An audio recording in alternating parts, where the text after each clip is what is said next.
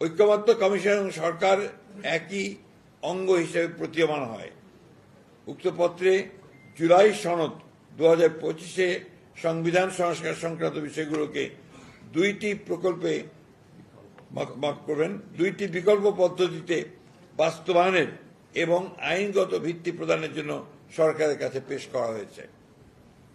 চিঠিতে বলা হয়েছে, জুলাই জাতীয় সনদ 2025-এ সন্নিবেশিত সংবিধান সংশোধন সংক্রান্ত বিষয়গুলো কার্যকর করার উদ্দেশ্যে সরকার জুলাই সনদ সংবিধান সংস্কার বাস্তবায়ন আদেশ 2025 শিরোনামে একটি আদেশ জারি করবে। এরূপ প্রস্তাবিত আদেশের একটি খসড়া সংযুক্তি 2-এ, সংযুক্তি 3-এ সংযোজিত করা হয়েছে। সরকার এরকম আদেশ জারি করার এখতিয়ার নাই।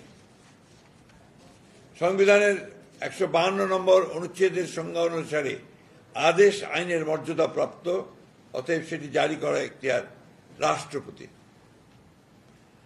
বিকল্প প্রস্তাব 1-এ সরকার জুলাই সনদ বাস্তবায়নের লক্ষ্যে একটি পূর্ণাঙ্গ খসড়া বিল গণভোটের স্থাপন করা হবে বলে উল্লেখ করা হয়েছে। বিলের তফসিল 1-এ সংস্কার প্রস্তাবসমূহ সন্নিবেশিত করা হয়েছে। বলা হয়েছে, বিল সরকারি গেজেটে প্রকাশ করা হবে। বিলে উল্লেখ করা হয়েছে যে সংবিধান সংশ্লিষ্ট তফসিল 1 বর্ণিত 48টি দফার জাতীয় ঐক্যমত্য কমিশনের প্রস্তাবিত দফাগুলি উপরে গণভোট হবে। উক্ত দফাসমূহের বিপরীতে স্বাক্ষরিত জুলাই জাতীয় সনদে অন্তর্ভুক্ত রাজনৈতিক দলসমূহের মতামত, ভিন্ন মত, নোট অফ ডিসেন্ট উল্লেখ করা হয়নি। অর্থাৎ ঐক্যমত্য কমিশনের প্রস্তাব এবং সুপারিশ একপেশে ও জবরদস্তিমূলক জাতির উপর চাপিয়ে দেওয়ার চেষ্টা করা হয়েছে।